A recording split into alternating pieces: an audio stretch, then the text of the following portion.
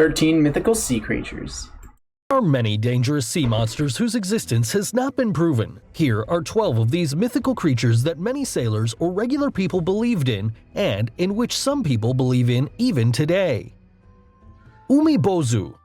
According to Japanese folklore, Umibozu are said to live— Isn't this the one that they showed that like video from the Mermaid movie? And I'm so scared. The one that showed the video from the Mermaid movie, and it's like the dude, there's so many freaking names for this thing. Just like the dude in black, like a fish man thing. Live in the ocean and capsize the ship of any sailor who dares to talk to them. Jesus, that's a ship? Wait, I'm in the way. That's a ship. This thing's fucking like the thing from Moana. The name of this spirit consists of the kanji Umi, the Japanese character for sea, and Bozu, the sign for Buddhist monk. Probably because this creature is said to have a big, round head similar. It's called the sea monk, the sea Buddhist monk, because it had a round head. Nice.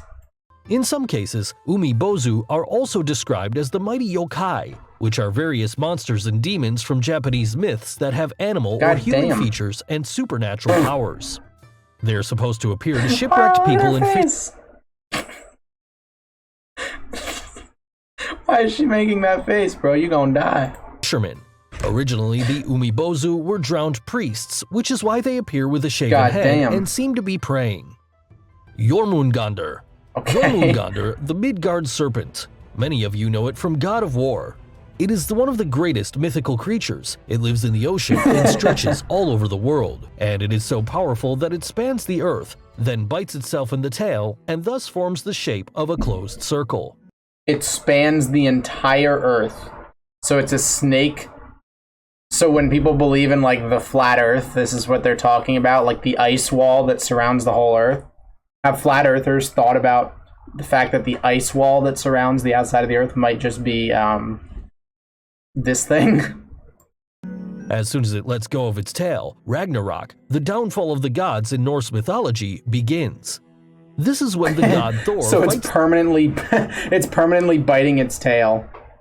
And if it ever lets go, the downfall of the earth begins. The serpent for the third time and manages to kill it, but soon after, he dies of its poison himself. Rip Thor. Kappa. Kappa. What? Kappa.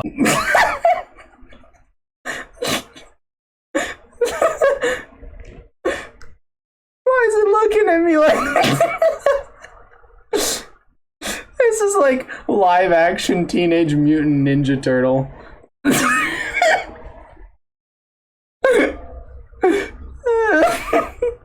What the fuck is this?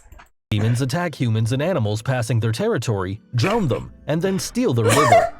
They are only as tall as children. Steal the liver? Passing their territory, drown them, and then steal their liver. Why the liver? Why is this a turtle man who steals your liver? This is like a joke Nat would make up. They are only as tall as children and relatively harmless on land, but in the height of children, half turtle, half man, and only exist to steal your liver. I love this. I can't believe I've never heard of this. Is this where Koopa comes from? Kappa often steals cucumbers or drowns people who ate cucumbers before swimming. That's some crazy ass shit to make up. Don't eat your It's like we have the don't eat 30 minutes before swimming. Don't eat cucumbers before swimming or the Kappa will drown you and take your liver. Still, the little... Imagine building this statue. Why'd you give him a bowl cut? What a crazy statue to build. Creatures are not always evil. Sometimes they even help people and heal illnesses or challenge someone to wrestle. Skyla. This sea monster comes from Greek mythology and consists of the upper body of a young woman and a lower body of 6 dogs. Skyla has not always been a monster, though. Okay, that's originally, not a, that's just she was the daughter of a nymph is this and clickbait? beautiful, but a jealous sorceress poisoned the waters where Skyla liked to go. Charybdis is the monster that lives across the strait from Skyla. Bro, this is just the Alaskan bullworm from SpongeBob. Exactly what the monster Charybdis looks like is not known, but it is said that it is actually the daughter of Poseidon, the god of the sea, and Gaia, the earth. She was so voracious that she stole Hercules' cattle and was therefore exiled to the sea by Zeus. Damn, how did Poseidon and Gaia make whatever the fuck this is? Leviathan. The sea monster Leviathan has the combined features of a crocodile, a dragon, a snake, and a whale. I know it's not technically wrong, but goddamn. The result is the largest and most terrible sea monster ever. According to the Bible, the Leviathan was created by God to play with, since God can cope with evil without a problem. Since any human effort would be wasted on such a monster. This is the man y'all worship? He created a giant sea monster filled with evil to have some fun? Ecotoso.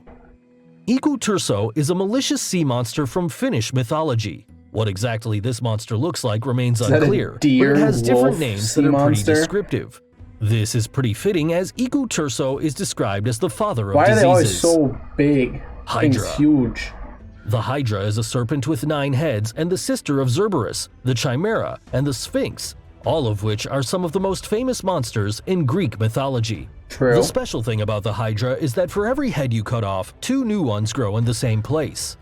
The Hydra lived in the swamps of Lerna in southern Greece, where it occasionally went to the countryside to prey on herds and devastate fields. At least until the monster— like from Hercules. Good job, chat. Hercules is based on Greek mythology, and this is from Greek mythology. Good job. The Kraken. Sure. Stories of giant squids attacking and dragging ships into the depths of the ocean have been around for centuries and can be found in many mythologies and cultures around the world. A possible reason for this might be that there are really big cephalopods like the colossal squid, which was probably the real-life prototype of the mystic Kraken. In Norse mythology, the Kraken appeared in the 12th century. It is said to be— I love how the narrative is God is just creating crazy shit to just fuck up the oceans for no good reason.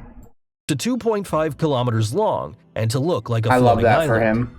Due to its enormous size, it can even cause vortexes to form that can sink ships. In the 18th— Oops, I made a Kraken. Whoopsies, my bad. Century, however, the Kraken was mentioned in a scientific paper where it was called Microcosmus marinus. However, the monster was later dismissed as a mythological creature and removed from the book. It has a Latin name in a scientific publication? Oh, I love it. Devil Whale. Okay. The devil whale is a demonic whale monster that looks like an island when it sleeps.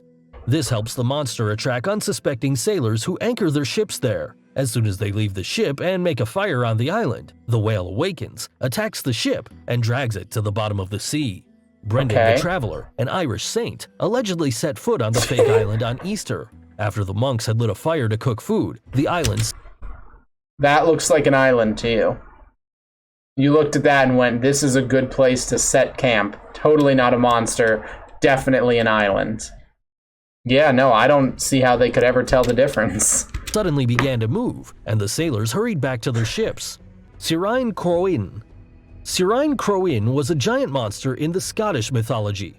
According to the stories, the creature is so huge that it has to eat up to 7 whales to be satisfied. It's not a stupid monster at all, though. Siren Crow actually likes to play with its prey. In one story, the giant creature shrinks to the size of a small silverfish that gets caught by a fisherman, only to switch back to its giant monster form and eat the poor guy. How would that work? The dude just catches a silverfish, brings it back on land, and then it just goes, oh, actually, I'm a fucking skyscraper-sized monster now. Just to eat 1 human when you need 7 whales a day? It's not a simple monster, but actually a fairy creature. It is Scottish folk beliefs. It's not a simple monster, but actually— Oh, wow. He is thick. A fairy creature. It inhabits the lakes and coastal waters of Scotland and is considered highly dangerous. Yakushka appears in the shape of a beautiful horse and waits for people who are attracted by its magnificent figure. But when someone tries to mount it, the person immediately gets trapped because the back of the evil creature secretes a sticky substance which the victim will stick to. It's a sticky horse. But then how does he eat it? Horses can't get their head to their back. So then now you've just got a person stuck to your back. You just fucking... Interesting. It only leaves the liver, so when the organ is washed ashore, everyone knows that Haklushka has taken a human life once again. It eats everything except for the liver.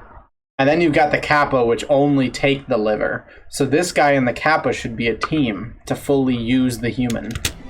Katulu. Katulu is probably the most powerful creature on this list. It came to Earth several million years ago and is held captive by a curse in the sunken city of Rulia in a death-like sleep. It also has long, narrow wings on its back. Katulu is one of the great ancients who are... Why is every monster so evil? Why don't we have like Godzilla narrative type shit where there's like giant mythological monsters that are just here to help out? You know, they're just chilling. Why has everything got to be so evil and just like want destruction? Powerful, extraterrestrial beings that embody the forces of chaos and are probably comparable to gods. Although Katulu was actually made up by the writer of a short story, there are still people who believe in its existence and adore this being. Anyway, that was our list of some of the creepiest sea monsters. It was made up for a short story and still people believe it nowadays. Yep, sounds about right.